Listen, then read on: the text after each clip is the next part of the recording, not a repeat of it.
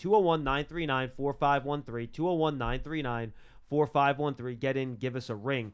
JC, we have not spoken to you since the game on Sunday. I don't want to rehash the game in full, but I know you rewatched the tape, so did I. I've gone through this a million times. Give me your overarching take and then kind of your thoughts heading into Arizona this week. Straight butt whooping. Straight butt whooping. The Giants addressed a lot of things on the offseason, drafted, I think, well, addressed the outside, but offensively, they didn't really address the interior, and I think they took a step back in having a rookie center. Yes, there's promise there, but, I mean, Nick Gates is now the starting center for the Washington Commanders, and he has adequate experience in the league. He understands the tackles in the league. He understands the talent that's in the NFC East. And it's apparent that John Michael Schmidt didn't. And Bredesen and Glowinski, I feel like, didn't have good games. Evan Neal had a horrible game. Andrew Thomas looked average, which is... How much of that is the injury, we'll see. But yes. Right. And the good thing about that is it's week one, which you talked about. So when we talked about, you not liking the game, and I'm on your side now. I'm on your side now. Jump ship. Welcome aboard, Casillas. Good to have you. They played against, I think, that was the number one defense in the NFL. No, they're really. And I tried to warn people this last week, and no one wanted to listen to me. And the Giants, they drafted outside well, bringing in Waller, Campbell, Jalen Hyatt, offseason acquisitions. But the interior of their offense, the meat and, potatoes of where this division is very strong at on the defensive line, all the way from Deron Payne to, the kids that they just got in Carter in Philadelphia. Who had a hell of a first week, by the way. Jonathan Hankins. I watched Jonathan Hankins eject John Michael Schmitz. And I had to send him a little comment on Instagram because that's still my dog, even though he with Dallas. How many years you guys play together? All 3 years. Oh, it was all 3? No, the last one he left. So it was 2. 17 he left. Yep, 15 and 16. And, I mean, you look at that Dallas Cowboys defense, and I'm watching a TV copy, which I really don't watch too much. And I'm watching a TV copy, and it was a clip of – You can watch line play in the TV copy, though. Yeah, it's yeah. Okay. It was Fowler and Micah Parsons on the sideline, and I just saw their faces, and I was just like, those are dogs. Those are dogs. Like, those are, like, they're ready to eat meat off the bone. You know what I mean? Like, those are the type of guys that they're going to give the league havoc this year. They showed it last year, Micah Parsons. On the elevator on the way upstairs to the game on Sunday, there was a guy talking about Micah Parsons in LT. I was like, yo, stop. That's, like, come on, bro. Like, you don't have enough years. Like, come on. Halfway through the game, I'm sitting there like, I mean, I can see where people are talking about him in LT. The guy is incredible. I hope you did not say that to Tino because he might have chucked you out. No, I would not say that to him, but the guy is incredible. And the thing is, they have other guys on defense that plays at a high level like him. That's the scary part. Once you give him so much attention, you get those one-on-ones elsewhere, and they're good enough to win those one-on-ones, even against good players. Absolutely. And, this was the most alarming thing that I think the Giants are in trouble right now. And not because they got beat bad 40-0. Not that part. That's bad too, but the worst part about it was when I think it was the first or second interception that Daniel Jones threw when he scrambled out of bounds. Michael Parsons showed a level of athleticism along the defensive line up front as a pass rusher that I haven't seen. Oh, the way he closed on him, right? Yeah, down to the, and then he hit him borderline legal out of bounds, he was but it was bounds. borderline. Mm-hmm. As an offensive lineman, that is illegal to you. Okay. You do not hit my quarterback like that. And you know what's crazy? There was no offensive lineman that went to Daniel Jones. There was no offensive lineman that was around him. He watched the play by himself on the sideline because it was not controversial. You couldn't really tell if it was an interception or not. Yeah. So it was like, and he was just standing there. Nobody went to his defense. Nobody went to Michael Parsons. Because they did, by the way, because we got a call about this yesterday on the late hit on the first scramble. John Michael Schmitz was over there on that, pulling the guy off of him. Even that one, though. Like, there should be punches thrown. Like, I'm serious, bro. Your quarterback just got smashed illegally. That was you don't want punches, though. You don't want I'm just saying, where's the fight, Schmeelk? That's what I'm saying. Where's the fight from the guys you want it from to protect your quarterback? And my thing is, look, I watched it over, and I'm sitting there watching it, and I'm just like, where is the fight, guys? Like, I'm looking at these guys on the Cowboys, the defensive front, and I'm looking like, yo, these are like glad they're warriors, bro. Like I know what they look like. I felt like I was one of them, and I just didn't see the attitude or the commitment from the offensive, from really anybody on the team. Nobody really responded during the game. Not defensively, especially not special teams, definitely not offensively. And then on the outside offensively, they really couldn't get the ball to him. And then Daniel Jones got rattled, which is what happens when you're getting smashed, and that was the most disappointing thing to me, because I've been a part of some lopsided losses. I've been a part of some, lopsided wins, and it's just one game. That's all it is. It's one game. We talked about this. It's week one. Okay, week one's out the way. Let's move on to next week. Well, okay, Arizona Cardinals had 6 sacks last week against the Commanders. So it's like their strong point, and their defense is flying around. Very undisciplined, the Arizona Cardinals defense, but they're flying around. They're hitting everything. That's what I saw on film from them. So it's like, who's going to be the guys that step up and put forth that we're warriors. We're here to protect our quarterback. We're here to protect the shield. We're here to protect the logo. Who's those guys? And nobody stepped up last week, and that was very disappointing to me. That nobody defended your quarterback. Nobody defended the New York Giants. Nobody stepped up and took pride in what they were doing. And like when I say go out there and get the penalty, it's just that show fight. You don't have to get a penalty, but like, bro, your quarterback got hit illegally. Somebody should have hit whoever hit him. Somebody should have hit him.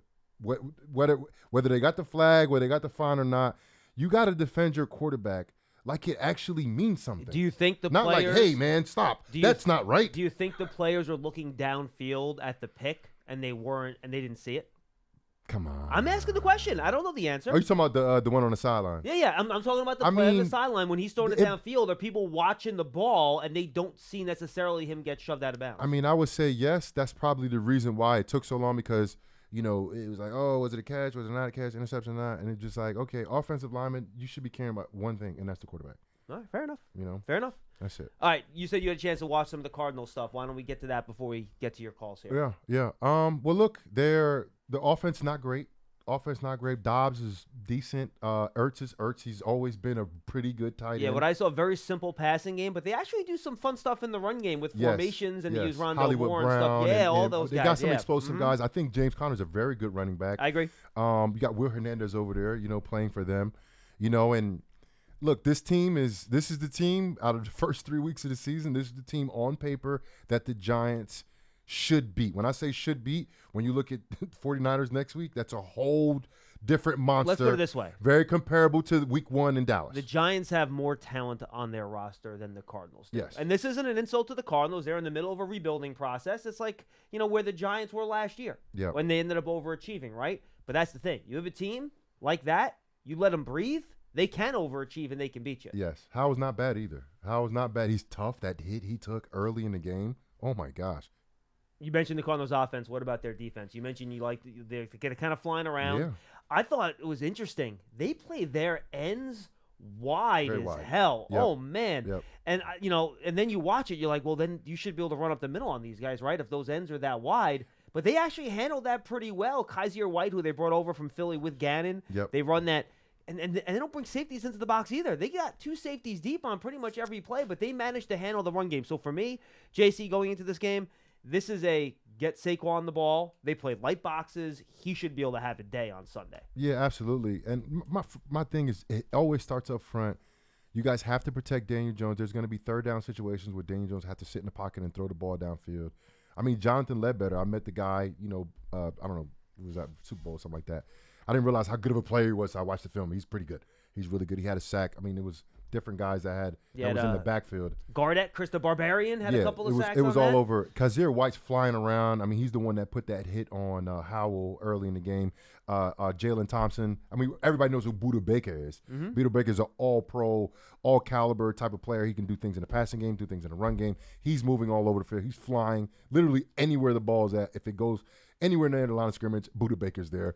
Jalen Thompson's good. They got a great, fast defense. I mean, this is Jonathan Gannon was the defensive coordinator for the Eagles last year. Yeah, so he's very familiar with the Giants. And that could present a very big issue, especially with how porous the offensive line showed in week 1. Yeah, and look, I watched them, and I looked at some of the analytics. They played quarters more than any other team in the league last week, over 40% in quarters. For fans that don't know, that's 4 deep. So your corners and your safeties go deep, and then they kind of play that cloud zone underneath with the linebackers. And they also played just split safeties more than any other team in the league. So that's like a combination of cover 2, cover 4, cover 6. And usually when they do that, that means there's a lot of stunts going on up front just to kind of slow down the run game. Yeah, and believe it or not according to the numbers I was looking at. Yeah. And that's why I think they have an opportunity. The Giants have an opportunity here, I think, to run the ball this week.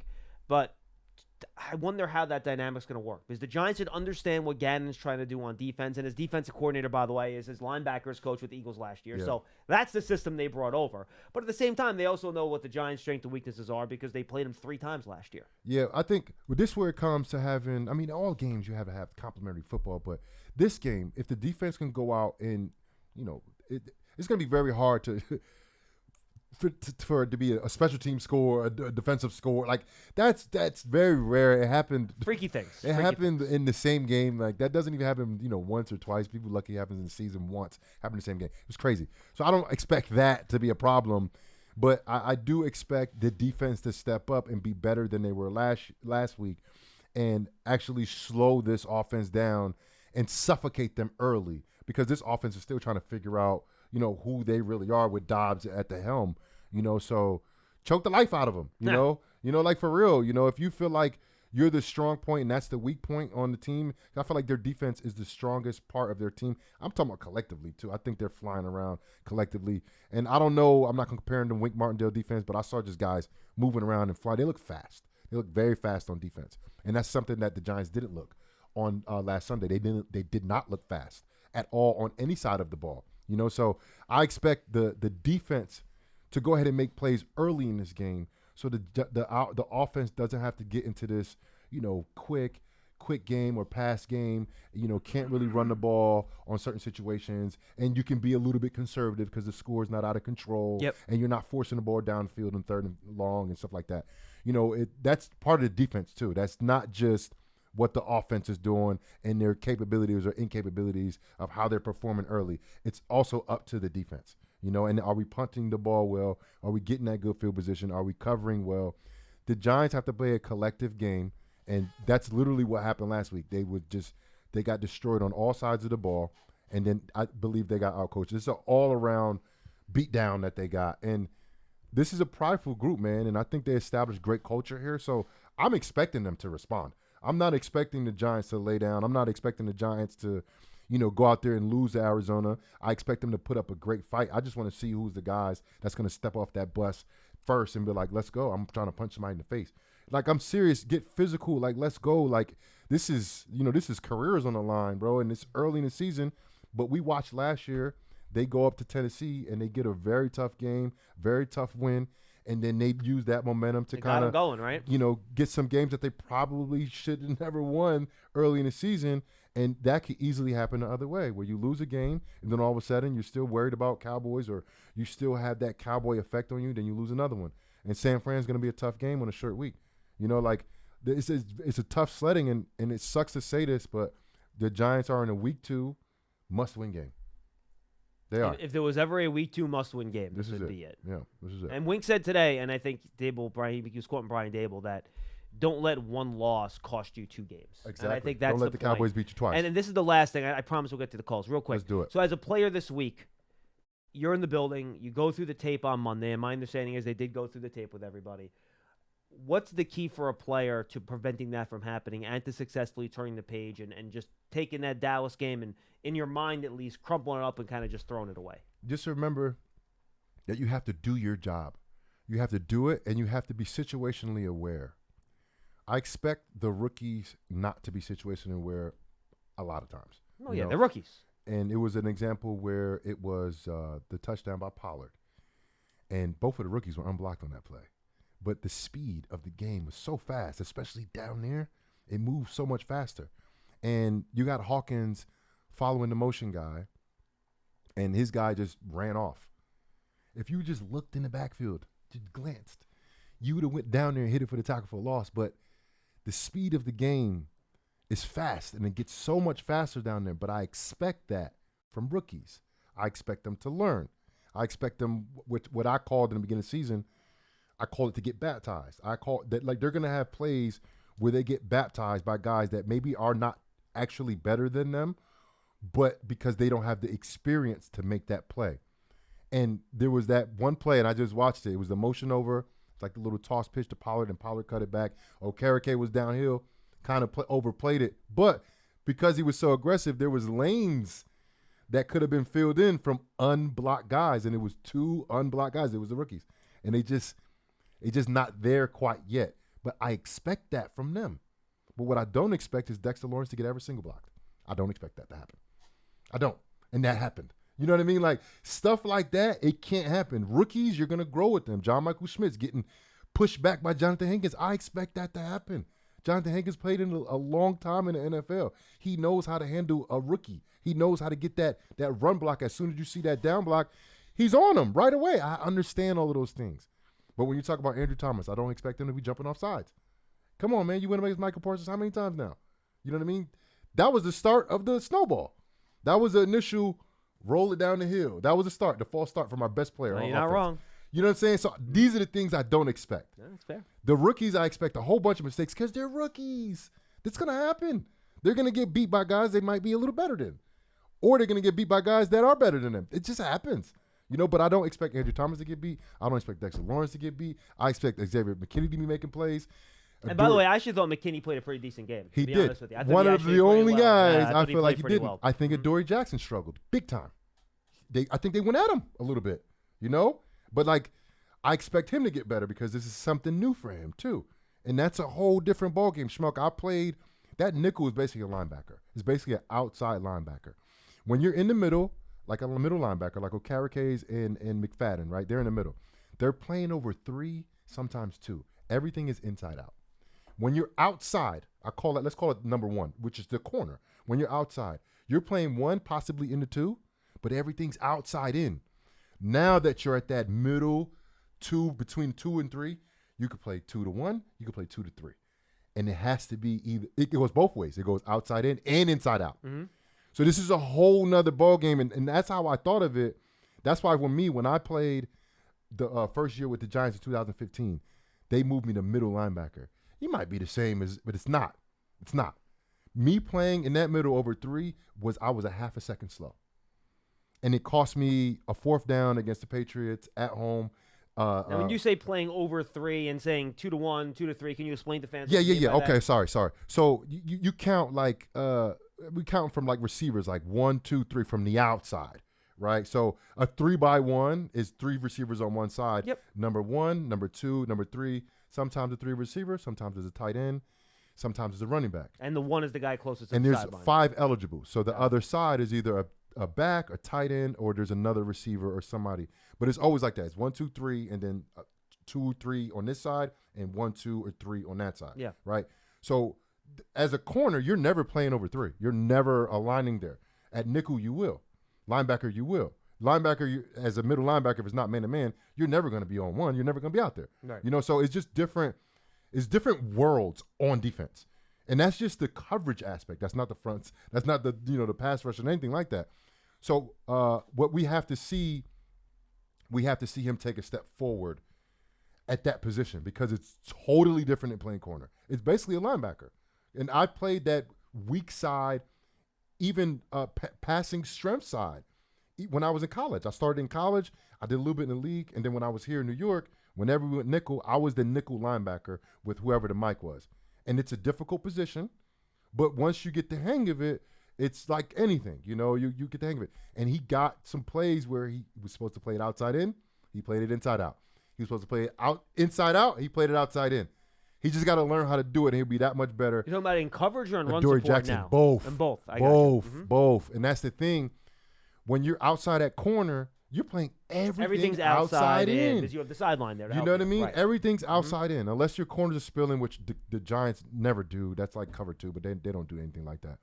And playing at that spot, he's going to get baptized. He got baptized week 1. he can play at that position, but there's a learning curve there. Yeah, the only thing I worried about with him playing inside was if teams started to run at him a little bit. Which and they how will. And I would too, because he's not the biggest guy in the world either. Especially when the defensive line starts bowing up.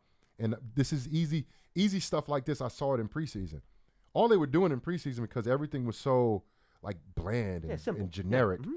You know, they were just getting it back to the unblocked man, which was like a defensive back, a corner or a safety. And our rookie was a little bit slow.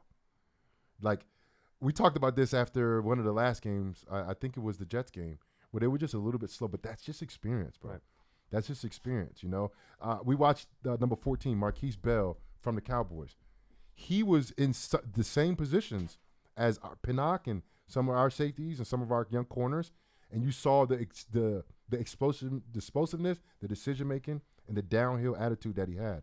The Giants, they need guys like that, and they do have guys like that, but they just didn't show it. They didn't play that way. They didn't play that way. Yep. Run or walk with Giants Legends. The Giants Foundation will host a 5K racing kids run presented by Quest on Sunday, October 8th at 9 a.m. at MetLife Stadium. Net proceeds will benefit the Giants Foundation. All participants will receive a commemorative T-shirt. After the race, stay for a post-race festival with appearances by Giants Legends and a live DJ. Register now at giants.com/5K. And go subscribe to the Giants Huddle podcast. The most recent Papa's Perspective is now up there. Bob talks to Antrell Roll about a big game he had in 2011 against then what was his former team, the Arizona Cardinals. Go back. You can check out my interview with Jonah Howard from Tuesday as well. And then later on today, Malance Meadow had a chance to talk to Mark Schlereth, who will be calling the game on Fox on Sunday. So stay tuned. Check it all out on the Giants Huddle podcast. All right, let's get to your calls at 201-939-4513.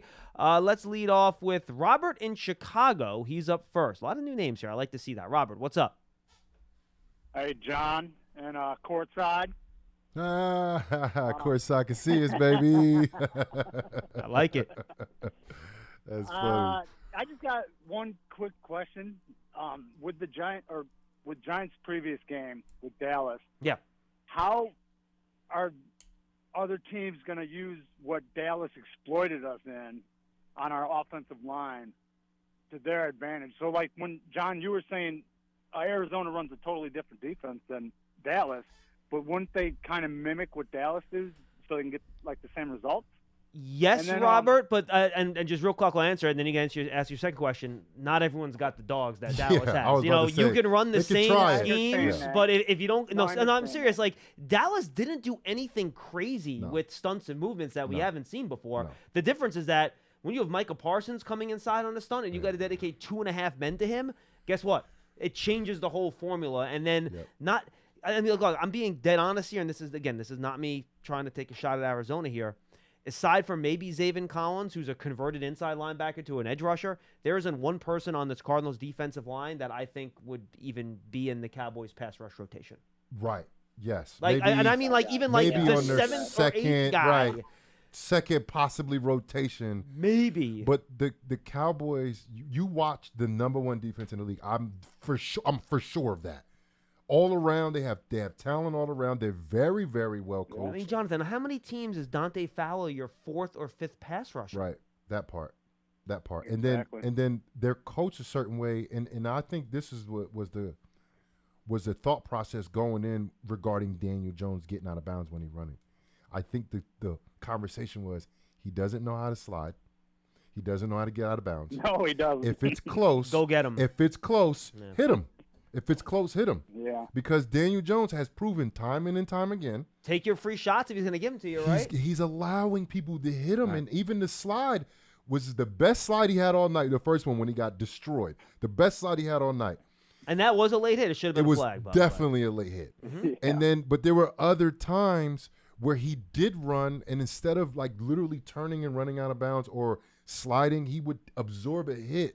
And it's like, bro, if the Giants are going to sit back and have design runs, whether it's 4 to 5 design runs, Daniel Jones is going to add an extra 5 to 6 carries because he's tucking the ball away. Yeah. And those are very good decisions that he's making when he's tucking. Yeah, usually, he had to a lot. Yeah, just like the first last year's Cowboys games. I think he made very good decisions on getting out of the pocket. He was a little bit, quick feet this game. He wasn't as settled. Can't blame him. You definitely can't blame him. But you accumulate all of those hits, and that's not on the stat book. Yeah, and by the way, he also got hit in the pocket too much. But that's what I'm saying. Yeah. The pocket was like, 12 hits? 12 quarterback That means hits, there's another 10 on top of that. At least. So your quarterback is getting hit 20-something times. What's your second point, Robert? For sure. My second point was for John Michael Schmidt Riley, or I forget how you say it. John Michael Schmitz or Jordan Riley? Yeah, John Michael Schmitz. John Michael Schmidt. I wouldn't take anything with Hankins bull rushing him, because Hankins always plays with a chip on his shoulder when Absolutely. he plays the Giants. As he should. Because he shouldn't. I don't think we should never let him go. But that's all I got for you guys. Love the show. Love everything you guys do. Thank you, Robert. Appreciate it. Thanks, and Rob. and the level of hits that Jones took in the pocket in that game, I know those get written down and you see the number, but there were even 2 hits in the second half, JC, that got called back because of penalties in the secondary. And these aren't blind. And this is why, by the way, you want to know why I don't really think there's much of a difference between importance of left tackle and right tackle anymore. Did you see those front side hits that he took Face from to face. Yep. like 2 in a row? Yep. And walloped. Yeah. Walloped. Yep. And that has an effect on the quarterback. I don't care how tough Daniel Jones is. I think he's tough. I really do think he's tough. Tough I son think of a gun. he's physically tough. I think he's mentally tough. And he's a a big dude, too. He can take some contact. But I don't care who you are, bro. No. When you keep getting hit like that, like subconsciously, your body is going to protect itself. Your mind is going to try to protect your body. Subconsciously, even if you're like, no, I'm going to stand in the pocket. Subconsciously, you're not. You know what I mean? Like, it's going to get you out of there, and that's a team thing, man.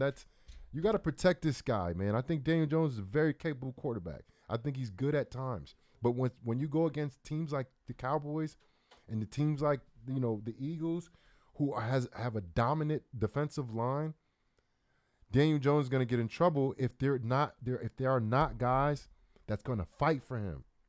And the Giants have to show that. And it starts this week. This team had 6 sacks last week, bro. Let's go to Vinny in Connecticut. He's up next year on Big Blue Kickoff Live. What's up, Vin? Hey, guys. Thanks for taking the call. Hey, I was excited as any other Giants fan going into week 1, but I was being very realistic in my head, and I was telling all my Giant friends and even Dallas Cowboy friends that I have that, they're not going to win this game. All I was hoping was that we would look like we improved against a more elite team. Like we look like we were going to, come out of the game looking respectful. Yeah, and, I hear what you're saying. And it just didn't happen.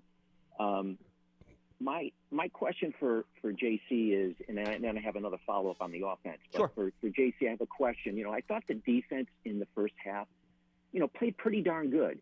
They kept the Giants in the game despite giving up 12 points that weren't even scored on defense. And I thought they did it. I thought they did a pretty good job. I think what happens in the second half, and if you can confirm this, I just think that once the defense knows this offense is going nowhere, it's just hard to play at 1,000,000 miles an hour. I don't know. Is that true? Does the defense just, in their head, they're like, what, we're just not going to win this game. No matter what we do, we're not going to win. And, could things have been a lot different if we scored on that first offensive possession defensively? Yes. Do we play tougher? Yes. It's the ebb and flow of a game. Like there's always momentum. And I talk about this post game. I always talk about this because it's a real thing, and once the Giants were, that wasn't – people say they moved the ball efficiently. They really didn't move it efficiently. They just moved the ball on that first drive. They got down, and then the false start, the snap, and then the block kick. Keep in mind, they did not complete one pass on that first drive. Right. And there was a couple called passes. And yeah, because they had 3 Daniel Jones scrambles. Right. And then the ebb and flow of the game is, okay, now the Cowboys had the momentum. Okay, the Giants have the ball again, so now the offense has an opportunity to make a play to get the momentum back. Never did it. And then all of a sudden they score on defense. And then offense gets the ball. Never happened. Defense goes out there, and they only forcing field goals. They're not stopping this team. Yeah, and I think that's the difference. Look, I think holding them to field goals the first few drives is good, but the Cowboys also scored on 4 of their first 5 offensive possessions. Offensively, and they weren't playing that well offensively. Dak didn't have a great day throwing the football. No. They really didn't run that well. I think defensively, the Giants were holding up, But if you're just holding up and you're not making and creating plays, Yeah, and quite frankly, and getting turnovers and getting hits. Yeah, and Dallas was under no pressure offensively to try to do a lot either. Exactly. So it definitely is a snowball thing, but it's a complementary thing. And then when it comes to the ebb and flow of a game, the momentum, the Giants just never took the momentum back. You have to take it back. It doesn't just get handed to you usually, you know? And it's not to say they was expecting that, but Dak did that before. Dak did that last year. Dak would give it back to the other team. Dak didn't give it back. You know, we watched it the other night from the Bills and the Jets, right? The ebb and flow of a game. Josh Allen, they should have won that game easily. Once Aaron Rodgers went down, they should have won that game. Josh Allen said it after the game. He gave the game away. Josh Allen gave the momentum back to them multiple times. Mm-hmm. Like, if the Giants have to go get it, not just somebody give it to you. You got to go get it, and the Giants didn't go get the momentum back. So it just snowballed. This is an elite defense in the Cowboys. Elite. Literally elite players at every position. Every position. They got probably the 2 best corners in the league. Probably the best defensive player in the league. One what's his name? He had sacks last. DeMarcus Lawrence. DeMarcus Lawrence. Yep. Mm-hmm. One of the most experienced defensive end pass rushers in the game. The most sacks probably against the Giants. Like, they're loaded. It's young safeties that are so talented. Van Der Esch, a very good player for a very long time. Like, they're loaded, bro. They're the number 1 defense in the league, bro. I don't know if there's anybody better. And the Giants. Well, I think we'll see one of the other ones in competition in about a week. In exactly a week. In a week from today. The second game from the Giants in the next week. You know, so the Giants have to show. I want to see who's going to fight. That's what I talked about post game. Last thing, I want to see how they respond. I want to see how they fight against this team that the Giants should beat. What's your follow-up, Vin? So the follow-up is the offensive line that I've been whining about, for a couple of years now. Just a couple? And well, I'm being nice. Okay, I appreciate that, Vin. So yeah, so all right. So Evan Neal, I was, in fairness, he was not the one I wanted us to draft. My brother-in-law was a diehard Giants fan. He wanted him. I said, I don't like him. I've seen him on tape. I don't like what he's bringing. But we'll see what happens. So we've got Evan Neal, and, the Giants are going to be – the coaching staff is going to be in a situation here this year for sure. They're going to have to decide whether to – and I don't see them making any changes at tackle. They're going to have to play him out this year, see if he develops. And if he doesn't develop, if he doesn't improve at all, if he continues on this same path, okay, they're going to have to make a decision to either move him to guard, which I don't think would be a bad move to try him there. He's big, he's strong, probably be a good fit for him there because to me, he's not athletic enough to play tackle. He's so slow off the ball. He gets beat when the linebacker or the defensive end is running around him. He just can't keep up. But he might be better suited to play guard. The problem is, or the decision that the staff has to make is, when do they make that decision? Because they can't, if he doesn't improve this year, let's be fair, if he does not improve, he doesn't show any growth, like Andrews did, then they have to make a decision what to do. I mean, what's your thoughts on that? No, look, Vin, at some point you do have to decide, but I think you answered your own question earlier in your point, right? I don't think that happens till the end of the year. I think you have to. He hasn't even played 17 games a full season in his career yet because of the knee injury last year. I think you have to give him some time, and I think as painful as it might be, you can't judge the man's season when he's going against literally the best pass rush in football. Yeah, but how do you feel about him? What are your thoughts, the two of your thoughts about him potentially being moved to guard? I like that. Lewinsky's not the answer. Yeah, no, look, Vin, if you get to the point at the end of the year and appreciate the call, if you decide that, we're not seeing the improvement we need to at tackle, would you try him at guard? Yeah, for sure. Absolutely. I don't see why not. But the question after that, because I think he actually is a guard. I think he can't really move his feet that well. He doesn't. And he made great points. Like he did. We all watched it, and it looked like he was kind of stuck in mud, bro. No, the first week was not good. And I attributed all of that stuff last year, his technique and stuff, to his injury. I was like, oh, he's injured. You can't move when you're injured. I know that. You can't move when you're injured. He's not injured, and he couldn't move. That's not good. So he has to get drastically better very quickly. I think he would excel at guard, possibly left guard on Andrew Thomas's side, because he's very strong. He will be moving people moving forward. you know, and he has a little more protection. You know, he's not really out on the island by himself. You know, but who's going to play right tackle now? That's why, to me, you're not question. making that decision until next year Right. because, you know, you don't frankly have another option there. Not that you want to bail on the kid this early anyway. Yeah. But, you know, that to me is the deal. I think you have to see how this year goes, and then you make your decision from there. Yeah, he needs to improve though, like for sure. No, look, he has to play better than he did in Yeah, week one. he needs to improve. I mean, he knows that. The coaches know that. Yeah. That isn't a surprise to anyone. Yeah. And by the way, it's no different for the guards either, to be quite honest with you. Yes. But, you know, and Mark Lewinsky's talked to the media yesterday. He knows he didn't play as well as he needed to play. Also, Diggy Yeah. did a number on him for a lot of the game. Diggy Zua. So Owa, remember Owa? of course, that's his brother. Yeah, no. 201-939-4513. Jason Newhaven, you're up next. Jason, what's up? Hey, how you doing, guys? What's up? What's up, brother? Good. Thanks for taking my call. Few points about last week, and then I'll quickly move to Arizona. Jonathan, I want to 100% agree with you. There's three things that bothered me last Sunday. Outside of the score, once I think after that first drive when Thomas with the false start, the bad snap, and the kick, to me in my head, I said this is going to be a long night, and it ended up being a long night. So we don't have to go into that. But three things that bothered me, and Jonathan, you're 100% right. The way Daniel was getting ragdolled, and I know Jonathan, you played, you was a professional, football player. But to me, the video showing Dallas making jokes about making them quit, to me, is unacceptable. I didn't play professional, but I played college ball. That, to me, if I'm Dayball, I'm showing them that video. Now, will it amount to anything? I know most people are like, oh, it's just a video. It doesn't really matter. You got to move to the next week. But that, to me, if you're a professional athlete, I would think that would bother you some. And the way they was hitting Jones and laughing, and I didn't see anybody on that O-line, the game was already done. So we weren't going to win that game.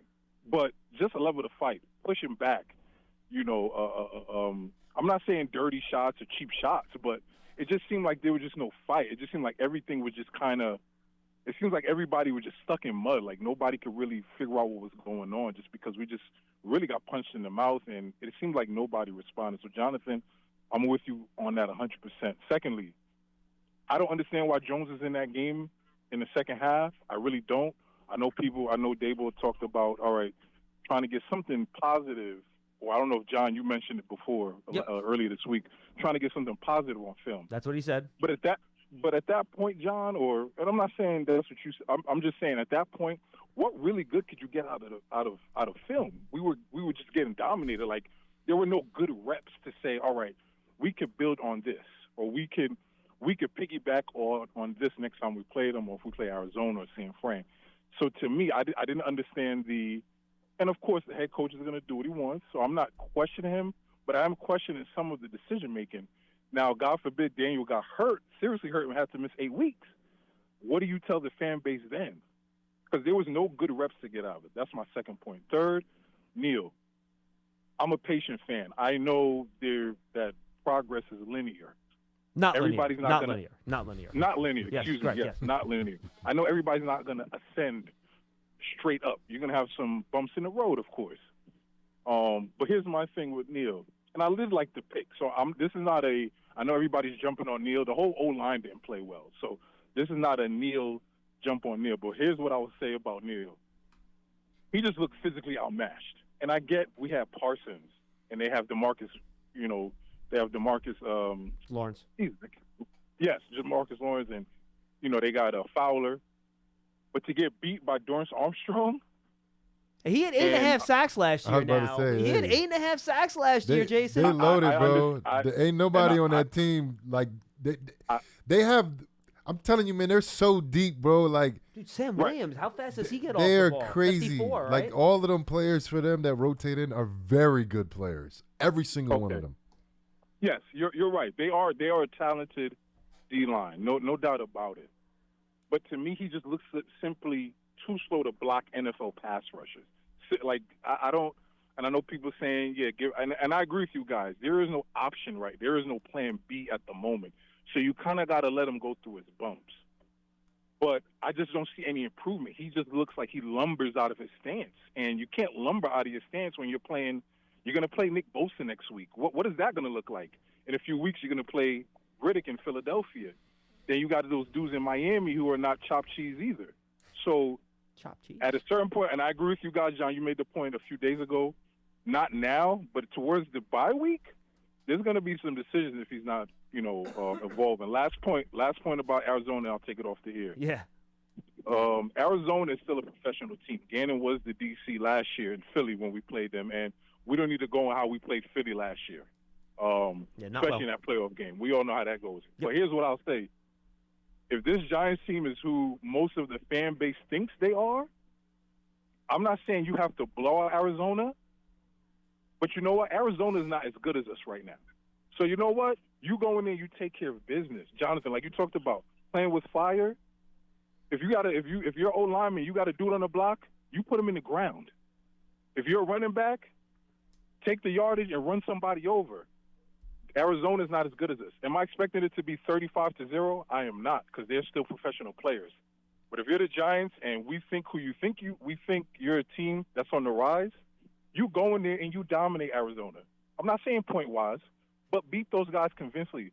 Don't give them any ounce of, we can stay in the game like they did against Washington last week. They stayed in the game up into the fourth quarter. No, we got you. So Gotcha. I want to see. I'm not saying we have to blow them out by 50, but you know what? You go in there and dominate them. So I thank you guys for taking my call. Thank you, Jason. Appreciate you All calling right, in. Jason. I mean, a win's a win. I'll take 1 point win. I'll take a 10-point win. It doesn't matter. But I do expect them to improve. I mean, the Giants have to improve to win. I want to walk. I have to. want to walk out of the game and just saying to because look, weird things happen in football games. They almost beat Washington last week because Washington turned it over 3 times, right? Did a defensive score, all that stuff. I want to feel good about walking out of that stadium on Sunday that, look, the Giants showed that they are a better football team than the Arizona Cardinals. Yeah. And there's not much of a question there. Yep. Whether that's reflected in the score, we'll see. Weird things happen in NFL games. But I think you do want to walk into that building saying, if you want to, tear up the league, the Giants need to be a couple tiers up ahead of where the Arizona Cardinals are. Right. Because there's so many good teams that's on the Giants schedule, and San Fran is coming up very soon. Mm-hmm. And if the Giants don't prove it, they don't show that they are a competent team, because I think you have to be a competent team and, to win a game. They haven't showed that yet, week 1. So if they show that they are a competent team, okay, cool. Let's see how we fare within a few days rest, and we go to San Fran. But if the Giants lose to the Arizona Cardinals, who we understand the talent level is not even close to who they played in week 1, not even close to who they're playing in week 3. I don't want to think about this, JC. It's going to cause some problems. I don't want to think about this, JC. I hear you, man. I don't. So how about we deal with it if it gets yeah. if it comes. Okay. And we'll be there, by the way, 2 hours after the game on Sunday, so you'll be able to talk to us. Yeah. But I feel pretty good that that's probably not going to be the case. But we'll see. It's the NFL. You never know. Let's go to Tim in Charleston, and then Ryan in Illinois. You're up after him. Tim, what's going on? Hey, Jonathan. I got a couple of points, a question, and just 5 words at the end that I just want to send out to all the other fans. Let's rapid fire. The first one is, I feel like, rapid fire. I feel like, we got to ground and pound, run Saquon, take short passes, to try to tighten up that defense, and if we have any opportunities down the field, take advantage of them. But number one, we got to hold on to the ball. We got to hold on to the ball. We can't turn it over like Washington did and make it that close. Yep. We can't forget about turning it over like we did. Like you said, 3 or 4 times this week, we'd lose. So we got to hold on to the ball. And I got kind of an interesting kind of research question, which is just, has any team ever been in the NFC East? Has any team ever been shut out in their first matchup against a divisional opponent and come back and beat them in the second matchup? So I know you can't answer that in the spot, but it's just a curious question. I thought you might like the question. It is a good question. I do not know the answer to that, but I will see if we can ask Elias. Maybe they can get me the answer on that one. Yeah, if you could even, post it or talk about it, mention it. No, Tim, you're not going to be there. Just a shutout or like a shutout? No. In the first matchup amongst NFC opponents where a team got shut out the first time, have they ever come back? Just a shutout. Okay, I got you. and beat the team the second time. No, I was wondering And now if it was that they got shut out and lost by 30, but you're saying just got shut out. I got you. That's fine. Yeah, I got you. Even Okay. if it's 10-0. Yeah, even Yep, if it's 10-0. that's fine. I So, will ask the question. And I just have one thing to say about Evan Neal. It's 5 words to all the fans out there. Give this guy some time, and I'll add a 6th. Please. All right. Thank you, Tim. Right? That's it. Good stuff, man. Appreciate the call. And look, they have to. I mean, you have no choice but be patient right now. Yeah.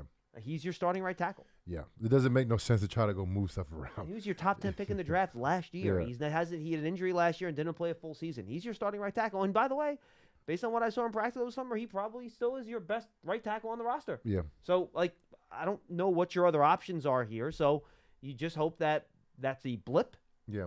That's going to be uncharacteristic of his play the rest of the year. I'm not expecting the depth chart to change at all. I just expect guys to play better. You got to play better. You got to play better. No, dude, 100%. Because the thing is, the Giants have good players, really good players. But we can take one more, Pierce. if your offensive line, is just as porous as it was so early, and then the mistakes that were made from high-level players on this team, those are just things that can't happen, and the Giants are going to get beat by anybody. Even the Cardinals. The Cardinals are going to beat the brakes off the Giants if they do what they did last week. If they, false starting and met best of snaps and letting Special somebody team run score. through a gap Defensive without score. touching them. Yeah, it's like, not you're going to get bad. blown out by anybody. It just happened to be the Dallas Cowboys in week 1. And we'll see, by the way, the injury report yesterday. You did have some names on that injury report. Let me see if I can bring that up really quick. But while I look that up, let's go to Ryan in Illinois. He's been holding the longest. Ryan, what's going on? Hey, fellas. I've got 2 quick things. Firstly, I have to run to the defense of Evan Neal, man. I know we've talked about it a lot, but the reality is he's 22 years old. Did anyone actually think that in the rain, with all of his teammates failing around him and going against all pros, he was going to pitch a shutout and have no pressures? Come on. That's unrealistic. Pitch a shutout compared to Just what he in did terms is of, like- miles away, bro. What happened I on know, Sunday I know. and pitching a shutout, there's like a big distance between there. And he wasn't nowhere near there, All bro. This is true. I'm just trying to, get the Flames, I got you, bro. Defend him. Go ahead. I'm not going to stop you from defending him. Keep defending him. Go. He needs time to grow. And then also, secondly, obviously it was not a pretty game, but the Giants were at the 8-yard line on 3rd and 2. If that jump doesn't happen and you just hand it to Saquon, I think there's a really good chance you get the first down. And then what's the percentage of coming from the 6-yard line or 5th-yard line, first down of scoring a touchdown? It's pretty decent. At least 50%, I'd say. The interesting thing, by the way, really good chance Ryan, real to get quick, that- the interesting thing, I don't want to interrupt you, and then you can finish. But the interesting thing, because that was a 3rd and 2 when Thomas Falls started, right? Based on the false start and what he looked like, that wasn't a run play. It was a pass play. Yeah, right? Yeah. He got out of there. He kicked back, right? Yeah. I'm not wrong. Maybe they're running a draw. I mean, that's possible, and then he would have kicked back. But that looked like a pass play based on what we saw at the snap. Anyway, go ahead, Ryan. I'm sorry. Yeah. Although I like my chances if it's a 4-yard out to Darren Waller. Okay, I'll take that. No, sure, as I well. got you. So, Absolutely. I'd like to think that that's a high percentage, but the reality is that that's 7 points potentially, optimistically 7 points that in our favor, and then that automatically takes off 7 points from a blocked field goal because that would have never happened. Yeah. I know you can't It's a play that game 14-point so much. swing. That's It's a 14 14-point swing. swing. That's exactly what it is. It's incredible, and that momentum, you can't even put a point. You can't even assign points to that because that could be the difference of being up 7-0 and being able to run the ball a little bit defensively. Wink probably could have played more aggressively. You don't know if that leads to a turnover. Who knows? No, Ryan, fair points. Good stuff. But I look, yes, things went haywire in that game. Things went bad. But at some point, if the Giants were going to win that game, even if you have that point swing in there and all that stuff, at some point they were going to have to protect their quarterback. Yeah. And let him drop back and throw without getting creamed. Yeah. And there just wasn't much evidence over the course of the game that was going to get fixed. Yeah. I mean, the Giants, they did get better on the outside. I think they might have regressed along the offensive line because you got a young, second-round, talented, smart rookie playing. He's not better than Nick Gates right now. You know what I mean? Like, Nick Gates is a better player than him. You know, like the guys that played that center position are better than him right now. I think Nick Gates is better than all the interior linemen that the Giants have right now. You know, and he's not here no more. You know, so I expect those guys to improve because they have to. If they don't improve, the Giants, it's going to be very hard for the Giants to win the game at all. I mean, there's no way that that group does not play better this week and even moving forward. Like that is, you know, that's not a common game you see in the NFL in any given year, let alone multiple times for the same team in a year. So I would feel pretty confident about that. All right, Coach Marvin in Delaware will wrap us up today. Coach Marvin, how are you? I'm all right, John. How you doing, Jonathan? I'm good. How's it going, man? I want to hear your perspective on this game. I love talking. I love hearing from you. Yeah, I like talking to you guys. John, no, I've been talking to you guys for a long time. Of course. I enjoy doing it and try to do it from a fan that happened to be a coach, you know, the understanding. And that game was, I mean, everybody's on nil. You could be on. Everybody played bad, from special teams, defense, offense, offensive line. Defensive line, I mean, you can go down the line. And as a coach, one thing I would have been doing after this game, talking to my staff, and I probably wouldn't have said it to the team, but I would have definitely been saying it because I've been through this before. I could not help them. No matter what I call, I could not help them. And I didn't do anything to help them win or to maintain a competitive game, even though my guys would be out there making mistakes. But I have to adjust to those and make decisions. And every decision they was making, it turned to dust. I mean, they were doing they did quite a bit of movement in the rain. Sometimes you got to have I believe this is just me talking.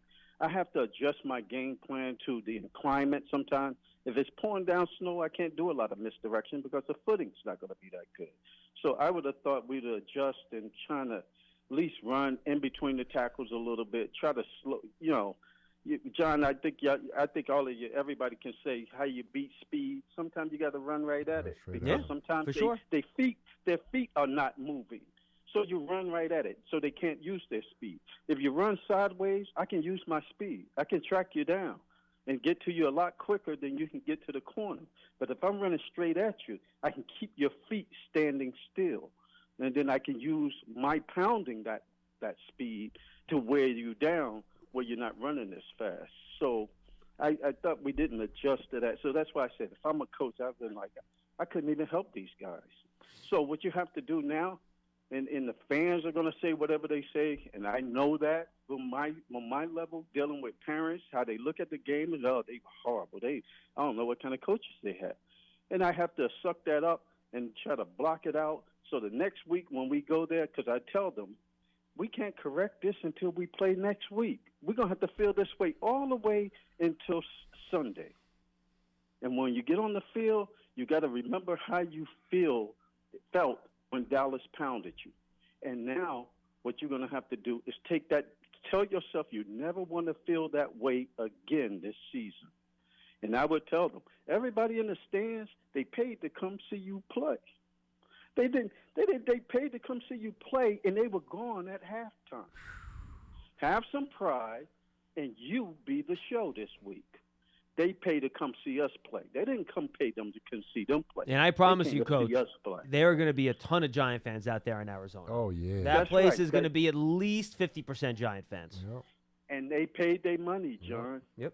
They paid a flight to get out there. It's like a vacation for them. Mm-hmm. So you guys going to have some pride and say, we're the show tonight.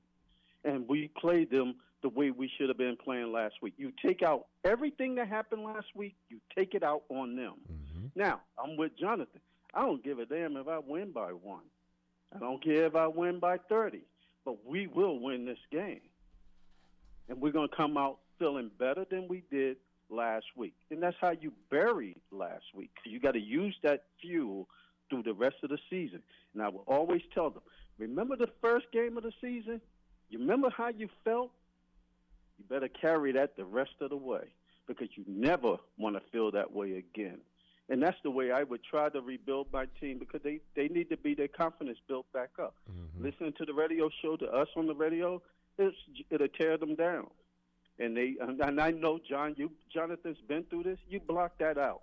You block out everybody, and you just focus on next week. That's all you do. You just focus on next week, but you never forget that feeling, how you felt when you walked off that field.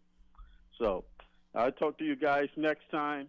Thanks, Love Coach. talking to you on the show, guys. Y'all take care. Thank you, Coach. Yep, Good you stuff. too. All right, and of course, you can find Jonathan Casillas and I on the pregame show on Sunday. That's going to start at 2:05 Eastern Time. I will be in Arizona and San Francisco, but then I'll be back face-to-face with JC for post-games and pre-games the rest of the year. So we're going to be apart a little bit. We'll get through it. We'll have some fun with it. Keep track of the games. Final thoughts before we say goodbye today. Well, look, man, put last week in the bed. It sucks. We had to drag it all the way to Thursday for me. You know what I mean? Like, I've watched it over. The game It's funny. I'm from going to give yesterday. JC 2 minutes to talk about Sunday's game. I think you went 8.5 minutes. Well, put that in the bed, and I just expect the Giants to, of course, put a great week of practice together. And I'm going to see who's going to be the guys that step up and, show that there's dogs on this team, because you have to have dogs to win games, and we saw it last week, and I want to see it this week. I want to see who are the dogs for this team that's going to step up and protect our quarterback and protect our organization. Yeah, this is my last time before the game on Sunday, too. And again, pre and post, 2 hours before and after the game on Sunday. Check it out on the Fan and streaming on the Odyssey app as well. Just play clean football, man. Like, there isn't a part of this team that really looked particularly competent on Sunday, and Brian Dable said as much, that we were just awful across the board. Just play better. Yeah. And I feel confident that if this team plays to their ability and they play a relatively clean brand of football, they're going to win this game. Yeah. So that's what you got to go out there and do. I just want to see the football look better. It's a very low bar. After week one, I'm not asking for, coming out and scoring 40 and winning by 30 points. Yeah. Just come out, play good, clean, smart football, smart, tough, and dependable. You know the mantra. Go out and do that. I feel good about you winning the game on Sunday. So that's kind of what I'm thinking. Yeah, I agree. Keep it simple. Yep. All right, guys, thanks for being with us on Big Blue Kickoff Live. And again, you can find Jonathan and I in the pre- and post-game show on Sunday, starting 2 hours before kickoff at 2:05. It's on WFAN. It'll be on WFAN AM here in New York and locally. And then you can also find us, of course, streaming on the Odyssey app. I'll put those links out, of course, out on game day for you. And Big Blue Kickoff Live will be back again tomorrow. Make sure you stay tuned to 12:30. Paul and Lance will get you ready for the game. And then later on today, they're going to record it as soon as we're done here. We have our first preview edition of the Giants Hangout. It'll be Mr. Casillas here. It'll be Madeline Burke. And Brandon Lennon will join them, and they'll get you ready for Giants and the Arizona Cardinals. So for everybody and for Pearson, who did a great job today as always, I am John Good job, Schmeelk. Pearson. For Casillas, we'll see you on Friday for another Big Blue Kickoff Live. Until then.